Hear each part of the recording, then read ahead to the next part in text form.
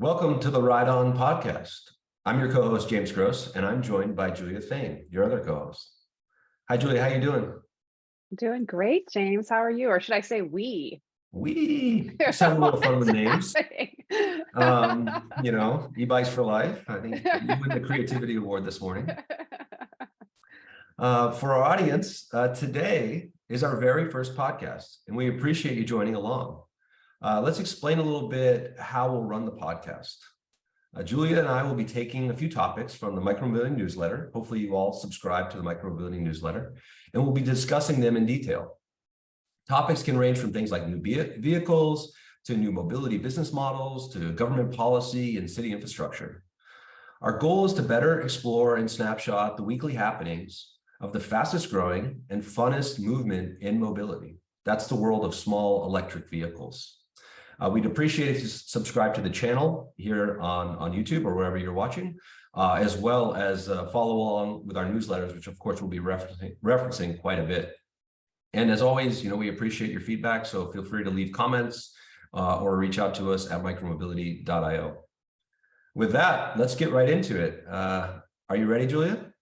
Yep, right on. Okay, so you and I have a little thing now. We kind of we're really working on this back and forth. I think before we get into topics, we'd be remiss if we didn't discuss a little bit about our first annual Riders' Choice Awards, where we were in Los Angeles. That was less than 2 weeks ago, and I had a blast co-hosting with you, and we've got some amazing feedback. We've got some which was positive, and we also got some about our audio quality and such. So we appreciate all the feedback, good or bad. But yeah, what'd you think, Julia? Did you have a good time? I mean, overall, I thought it went really well. First of all, you can't talk about the Riders' Choice Awards without actually talking about the award itself. I mean, I think of everything about the Riders' Choice Awards. The physical award was really the most beautiful. And the second most beautiful thing was just all of the videos that the winners submitted to show how much they appreciated being selected for the Riders' Choice Awards. Right. Let me try to pull this up. I want to show everyone that wonderful ride that wonderful award Julia is talking about. So yeah, you can go to this webpage at micromobility.io, just Riders' Choice Awards. And of course, we've recorded it, and you can watch the edited recording of all the awards. And then as well, we have a blog post at micromobility.io, which will show you actually all of the winners and some of the B-roll actually from the winners. So you just go here and you'll see, of course, some of the amazing winners. And congrats again to all the winners. And we're working actively to get those awards out to all those winners. Okay, so that of course is Riders' Choice Awards. Again, let's talk about one other thing before we get going, and that's what's happening in Micromobility Europe, Julia. So we'll have you out there in Amsterdam in June. Is that right? Absolutely planning to be in Amsterdam in June. And let me tell you, it's kind of the best time to be in Europe. It's before everybody else in Europe goes on vacation. It's right as the weather starts getting better. And certainly it's an amazing time to be in Amsterdam if you're a biker, e-bike or micromobility fan, just at any time of the year. But certainly then when you're able to test out all the new rides, able to talk with folks at Micromobility Europe, who are, the bike OEMs, who are bike operators, who are micromobility operators writ large. And so, yeah, definitely excited about being out there in June. Awesome. And this year, for the first time, we're going to try something a little different, which is we're going to move to 3 stages. We talk about it in this blog post. It's also in our latest newsletter. But basically, we're looking for kind of the 3 distinct paths we're seeing with micromobility. The first stage is what we're calling the ride stage. This is sort of the explosion of owned vehicles. This is, the fact that we have now, we're now selling more micromobility vehicles than we are electric cars, both in the US and around the world. And so we really want to highlight the explosion happening. The topics are going to range from launches of new products. So we're going to really focus on just the amazing work that people are doing today and launching products. And so we're gonna highlight those people. We'll have a ton of launches of new vehicles. So if you love vehicles, you're going to see things that you've never seen before on stage. Another big focus will be on the road to retail. So this idea of not just direct to consumer, but other omni-channel sales strategies you should have with your vehicles. And then finally is this really amazing topic we've been seeing more recently, which is e-bike companies becoming electric motorcycle companies becoming NEV companies, and really just this idea that so many micromobility companies don't want to be labeled as just selling one mode, and they really want to be thought of and respected as vehicle companies. So that's a big thing. Julia, you want to talk about the city and policy stage real quick, and I think what you'll be headlining with some amazing people? Yeah, sure. I mean, that's news to me, but I'm looking forward to being able to do it. Doing So it city and live. policy stage, right? I know this has been an underlying theme and really a foundational theme, I think, of the micromobility conferences and events since they started, but this is the first time that we're formalizing it into a single stage. What we're finding is that cities are where the demand for micromobility is first and foremost. And some cities and some city governments, whether in Europe or in Latin America or Southeast Asia, South Asia, or the US, are really starting to pioneer the way towards policy that's less about regulation and more about incentives. So here we're going to be talking about how electric cars may right now be getting the lion's share of incentives, but this could be shifted. We're going to be talking about how operators can use software and other things to be able to make the operations of micromobility safer and allow us to move more efficiently. And finally, really thinking about, speaking of software, speaking of safety, what is the future of shared micromobility and who has the political will to take it to the next level? How do we move away from more of this combative relationship between city government and shared operators into something that's more collaborative, more long-term, and recognizes that public transportation, shared transportation has been and should be subsidized. Yep. And yeah, we're super excited about that stage. And of course, I think we have some topics today where we'll talk specifically about the politics of shared and where we see shared going. And then finally, the final stage will be what we call the startup stage, where, sort of the theme this year is ship or die, which is, I guess an aggressive theme. But the idea is like, we want the startups on stage that are shipping product and or pitching product for the very first time. This stage will be run by Oliver Bruce, who you all probably know very well from the Micromobility podcast, and our third host at the Riders' Choice Awards. We will be hosting a pitch contest where you can submit your pitch and we will ideally accept you. We'll be hosting a launch contest where you'll be startups that are launching their products for the very first time will also be highlighted on this stage. And then finally, we'll be talking about fundraising and growth strategies and the different models we're seeing in the market right now for people that are raising money, say from more traditional venture capital, raising money, or actually going direct to retailers and looking for funding that way, or from manufacturers, and then also discussing growth strategies. So how do you get going from, say, your first sale to your first 100,000 sales, and what does that look like, and how do you develop that strategy in the best way possible? And so that will be the final stage, and again, something we're very excited about. The theme overall, hopefully you're seeing, is we're looking for people that aren't necessarily thinking about the future or opining on the future. That's what we see a lot in the electric car world. What we're really talking about is how are we bending metal? How are we getting butts and seats? And how are we moving people around today? And that's really where I think we can stand up tall as an organization and everything that's happening in micromobility and the ability that we're able to get things out today. So that's Micromobility Europe. That's June 8th and 9th. We have early bird tickets that are still on sale, sponsorship opportunities that are still open, but it will be our biggest show ever, and really would love to see you all there. Okay, Julia, that's Micromobility Europe. We got Riders' Choice Awards behind us. Now we're going to go into the topics. So just to explain this again really quickly, both Julia and I have 5 topics from the week. And again, these topics come from the amazing work from journalists and influencers that are out there writing and talking about everything that's happening in micromobility, along with our very own Micromobility Newsletter. And we'll go back and forth. So I'll choose a topic. I'll explain what that topic is, and then I'd love to bounce that off Julia, get her feedback, and then Julia will do the same with me for hers. So we'll have 10 topics total, and we'll do that about 2 minutes per topic to try to get you back to your day as soon as possible.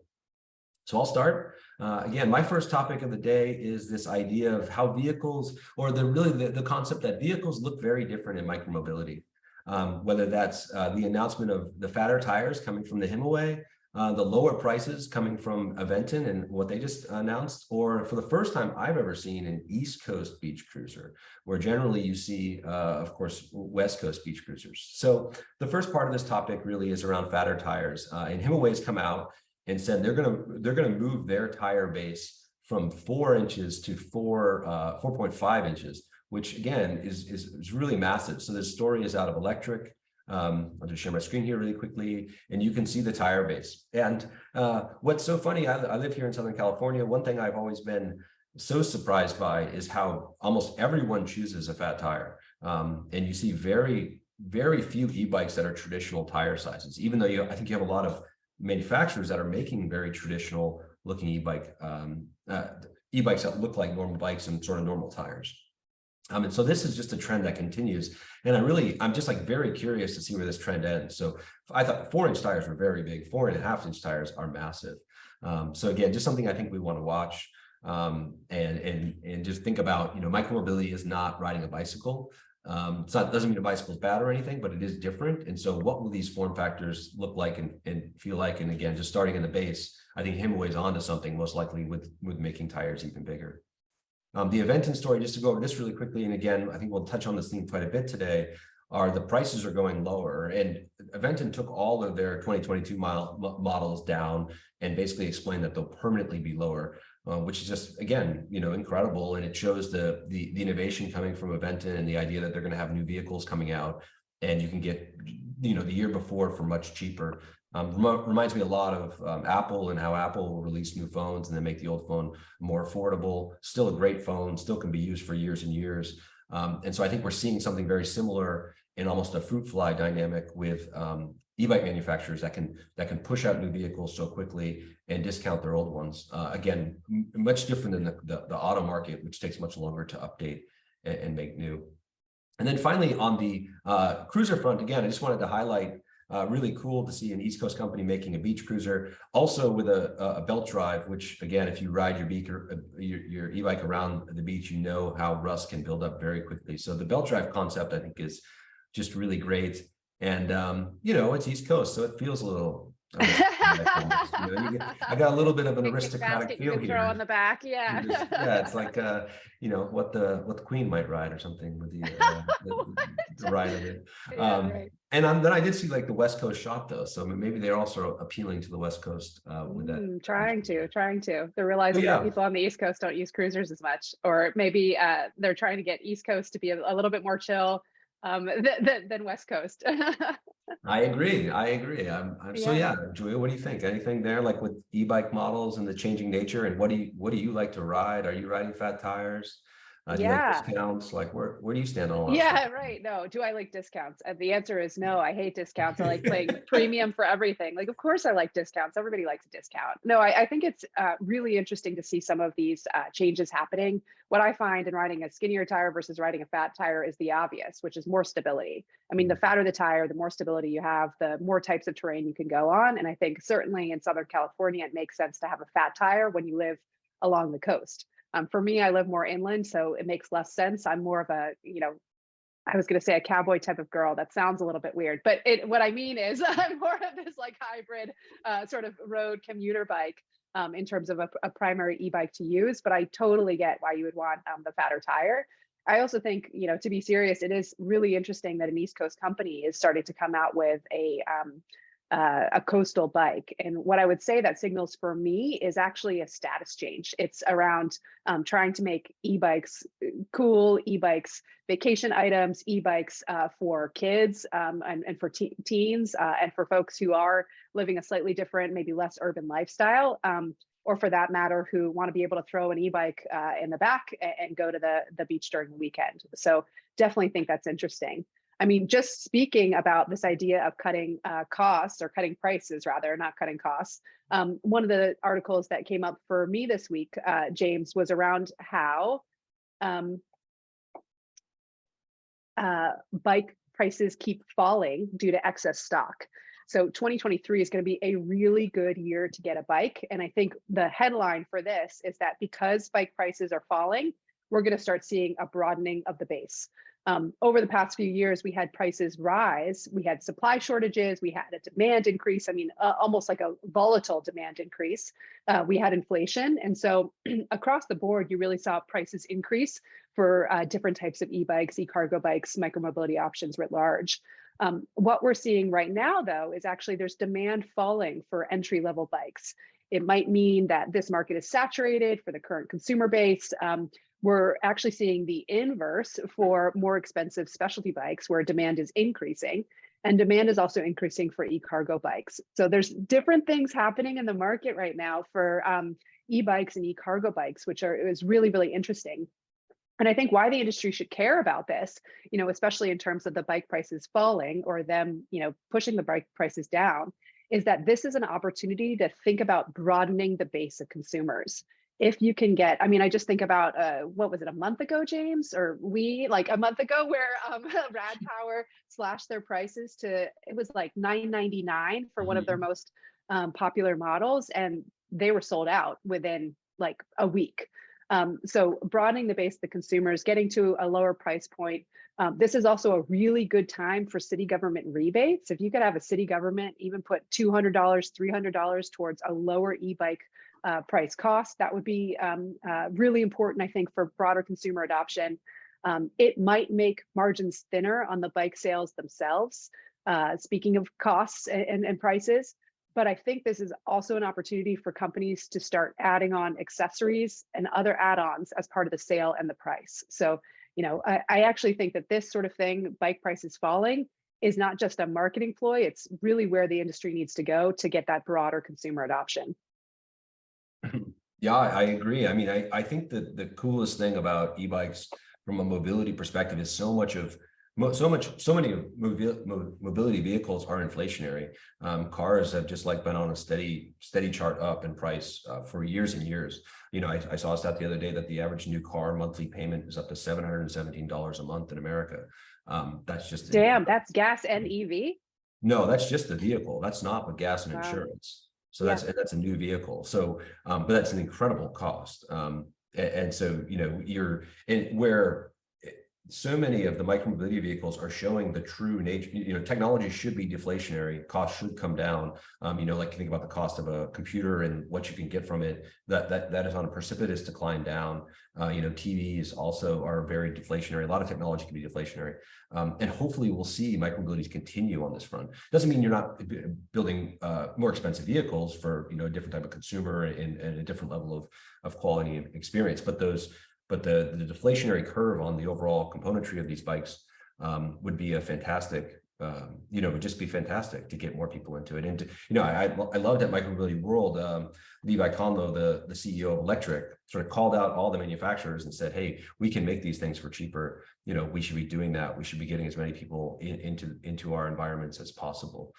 So yeah, I think it's a fantastic sign, and I hope it continues. Okay, so next up on this, actually kind of staying on the e-bike theme, is Rad Power. Rad Power has been in the news a lot lately.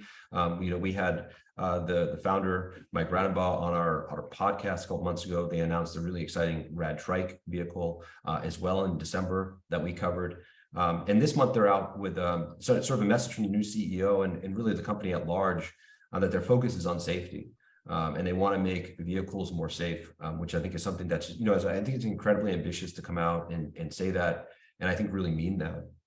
Especially it comes at a time when, whether you watch football on Sundays or whatever, you're bombarded by car commercials that really don't promote safety at all. Most of the promotion is about, driving it in a place that you'll never drive it, or driving it with good-looking people. Or, there's really no focus on safety. So yeah, what's not to like? I really appreciate Rad's message, and this comes in lieu of some lawsuits that have happened. There's been, there was a fairly publicized death of a younger girl on the back of a Rad bike from a helmet injury that occurred. And so I think the message is, again, I would applaud the message. I think it goes above and beyond what I've seen from auto manufacturers and others. And I think it's just great to see our industry take safety so seriously. At a time when we have rising vehicular deaths, we have rising pedestrian deaths, And we, I think mum has been the word from the auto manufacturers as it relates to safety. So I applaud them for doing it. I think it's a courageous movement, and I hope it continues.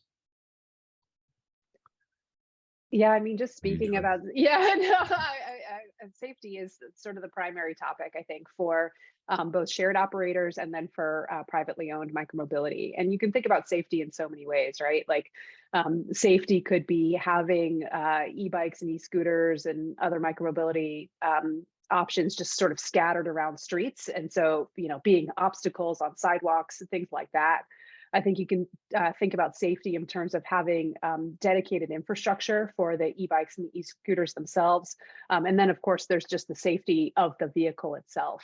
So one of the things that I read about this week, James, was the impending referendum in Paris in April on banning e-scooters. And one of the reasons why we're even coming to this point where the people of Paris are having to vote on whether they should ban 15,000 e-scooters that are currently in the city is because folks were getting tired of them being scattered about the sidewalks and streets. And then, speaking of unfortunate collisions, there was also a fatality related to somebody getting run down by an e-scooter. In this article, it also mentions how there's a New York City Council member who's introduced a bill to ban all e-bikes and e-scooters. And part of the reason that's coming up in New York City is because in New York City, and James, you know this well, there has been a number of apartment fires or apartment building fires related to the improper plugging in of and the improper care of e-bike batteries. So I would say, this is an obvious area where everybody needs to care. I mean, shared operators have to pay greater attention to safety. I know they're doing that, but I think people's threshold for what is safe versus what isn't is much higher for shared operators than it is for privately owned vehicles, whether they're cars or whether they're micromobility. And then same thing for the privately owned vehicle manufacturers and the privately owned micromobility options. Things like battery safety are going to be more and more important and probably more and more regulated. So if you don't get it right now, if you don't make those investments right now, there's going to be a whole lot of trouble, I think, related to trying to get better penetration in the market, and for that matter, public acceptance of these options beyond the people who are actually using them. Yeah, I think you're bringing up a very important point, and one that I think is, sort of sits at the center of micromobility. And, I think one thing that has been said before, and I would just, paraphrase it by saying, like, basically, if you needed to invent a car, you tried to invent the car today, which has never happened, right? Like, we are not as tolerant as we used to be of things, of the CO2 emissions, the amount of vehicular death that now we just sort of take in many ways, unfortunately, we take it for granted that just is part of living. But we don't use that lens for newer vehicles. Like, we don't, the idea that we highlight the death of a person via a scooter, one, it's a tragic thing. It should never happen. But just to, rattle off some stats here in America, we lose about 45,000 people a year to vehicular deaths, right? Imagine if we banned cars over, 45,000, or, we ban scooters for one death. We don't ban cars over 45,000 deaths. It seems pretty incomplete from really allowing new mobility vehicles to breathe and try things out.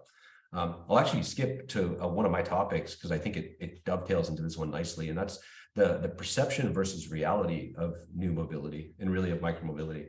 So Wired had an article out this week talking about the business case for micromobility. And this was written by Clive Thompson, who's an amazing writer, who's a big advocate of new mobility. And he talked about in New York City, where basically bike politics had become more emotional than rational.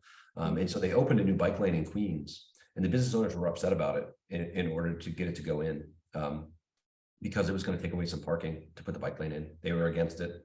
And after a year, they were actually able to show that the bike lane, or they were actually able to show an increase in sales of 12% compared to 3% for the borough in general. So the businesses that are on the bike lane had 12% higher sales versus everyone else that was on the bike lane had 3% higher sales. But even after doing the study, showing the additional sales, the local merchants still didn't care. And they complained that the parking being gone was costing them business. And this is, I think, dovetails into your topic, Julia, about Paris and so much of, politics becoming involved in referendums based on the whim of, people not maybe perceiving an issue that's not real. And this is I think this is a broad, huge issue when even with data, potentially people aren't going to believe you. And of course, a lot of times we can't have data when it's something new. And so it's a fascinating challenge for us. And I'm sure it's very discouraging to the people that are working in our industry and trying to make things better. But yeah, I thought that was just a very good example of when you have data and you can present it, you could show someone, hey, this is major business run better, and there's still pushback. That just creates a lot of problems for us. Yeah. Ooh, so much to say there. I mean, I think first and foremost, that's not a reason not to collect data. For all of these programs, for all of these changes, super important to collect data. And in a second, I'm going to flash my screen and talk a little bit about the London low traffic neighborhoods, because that's a place where they collected data, and I think it's working in order to expand this program. But second, I think that's part of this thesis around get more people on micromobility options, because if you're trying to change hearts and minds, maybe data helps change minds, but getting people butts on seats help change hearts. And I say that also for some of those shop owners. How can you make this less of an emotional negative for them and more of an emotional positive? How can you help them with increased business, or help them just understand the benefit of micromobility options? Maybe the reason Julia, can I ask you a question? Like one thing I think that is so, I love that idea of like, getting, winning the hearts over by getting butts and seats, maybe even getting the business owners on the vehicles to realize like, oh, it's so much easier to come to my business because I don't have to think about parking or anything. I can just ride right up. I have the wind in my hair. But one thing I would ask you is like, how can we, I oftentimes feel like some of this perception reality problem does become like almost political, almost tribal, like, oh, the bike lanes are for these types of people, not these types of people. Do you have any thoughts there? Like, how do you curtail the, micromobility is for everyone, right? It's not for blues or reds or, it's for everyone. But it isn't, when you break it down, oftentimes demographically and politically, it does tend to lean one way. How do you think we get over that? Yeah, I mean, my personal opinion is probably not the industry opinion. And I just think we have to drive micromobility sales. I think we have to focus on getting incentives and rebates. And again, I'll share my screen because there's a couple of interesting things actually that came out with this in terms of, e-bike subsidies being more cost effective than EV subsidies. We had Denver, who issued another e-bike voucher that was subscribed in 30 minutes. We've got Hawaii talking about an additional $2,000 subsidy to help high schoolers purchase e-bikes. We've got Oregon, who's talking about a $1,200+ e-bike subsidies. So I think, James, what ends up being political, emotional is the infrastructure itself. These e-bike subsidies, these are viewed as economic opportunities or as climate action opportunities. So that's why I really think the industry should be pushing for more of these subsidies and these incentives. I think folks get that, regardless of what side of the aisle they're on, they see that as an economic driver. So just to go back for a second, though, James, to this point about data, I do want to bring some attention to the London low traffic neighborhoods because I think it's been a fantastic program. So what they found is in these 46 neighborhoods where they did what they call low traffic neighborhoods, meaning they changed the design of the street a bit, they put in bollards, things like that. You can see in the picture. They found that traffic was reduced by 32.7%. What? And that cycling and walking increased from 41% to 66%. So, I mean, they've got all these beautiful charts. This is actually an article that folks should really read because it's impressive what they've been able to do without pushing traffic onto other streets, which is what one of the concerns is from, businesses, 100%. residents, everything else. That is so interesting about that article is how basically they measured the adjacent streets and found that there wasn't increased traffic. That's like the number one feedback I get when I, talk at City Hall or, we try to campaign for bike lanes or slower streets. It's like, oh, well, you're not thinking about the street next to it. And that's a very good counter argument. But if we can start to show data that actually at quiet streets in general, people actually decide to maybe take the e-bike or take a walk instead of the drive. That's like such a good data point to have because that is a huge objection is what are you doing to the surrounding streets when you do that? Okay, so on to sort of sales channels in shopping, right? So I think one thing that came out that I think has been pretty contrarian for a lot of entrepreneurs and how a lot of the micromobility owned space has shaped up to date is this idea that the direct-to-consumer, the D2C model is like just the end-all be-all model for how we're going to deliver e-bikes into homes and to people. But a new study out of Europe, actually, in Germany, shows that actually that's not the case. So this study that Bike Europe was talking about and showed that 75% of shoppers would prefer to buy an electric vehicle actually in a physical store and actually be able to try out other brands as part of their purchase consideration process. 75%. So that's 3 out of every 4 people would actually prefer a different experience than direct to consumer. I think that's just fascinating data. And this is also in Europe, where you have a more mature market, meaning people have most likely ridden on vehicles before. So again, just super, super impressive.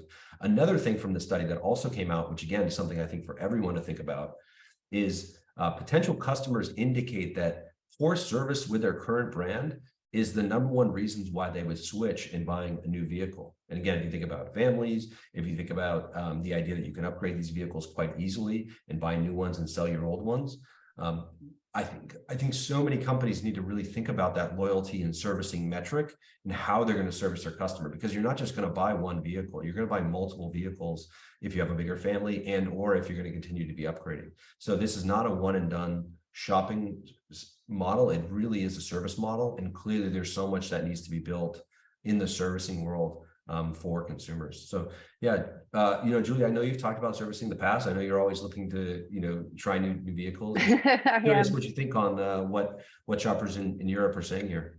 Yeah, I mean, I'm a +1 on this. And this makes me feel a little bit like an old person, but I just find that, shopping for things in person for me is just so much better than being able to get online and try to, figure out what I want. Even, I use Ride Review actually all the time in order to compare and contrast different options. But that for me doesn't beat going in, being able to talk to somebody about what the different models are, being able to compare across brands too. And honestly, just getting some of that consumer education. I think what you're finding is, part of the reason why we might have saturated the initial micromobility consumer base is because those are the folks who really care what level 1, 2, 3 mean, who want to get into the technical specs of the micromobility options themselves, even beyond e-bikes. And now we're getting into folks who are just not going to be familiar with the tech, who might just want more of an explanation of it, or they don't care, but they just want to figure out why this particular micromobility option is good for them. So certainly, I think there's plenty of room to get into the physical retail space, move away from the direct to consumer, or expand beyond the direct to consumer. And James, I can't not show this picture during our our first podcast, which is, how fun is it to be able to try out something like this, the Ducati Monster, so an electric motorcycle, in person.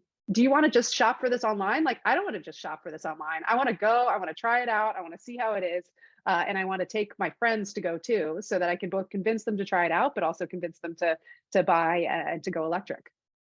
I love it. I love it. Actually, I'll end with this, which is I want you to bring that on my bike bus ride next time. Bike buses are all the rage.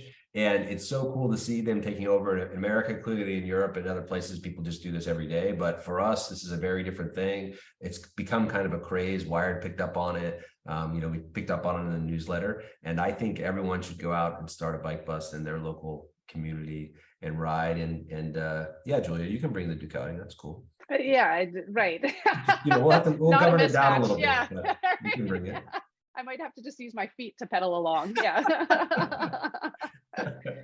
Amazing. Well, James, this has been a lot of fun. I agree. So much fun. Yeah, went a little bit long, but that's okay.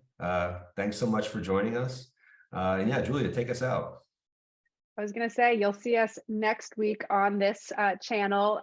Please let us know if you have any feedback, topics we should talk about, things that we shouldn't talk about, or for that matter, things that you'd like to learn more about. So thanks again for joining us for our first podcast. And James, what do we say at the end of these podcasts?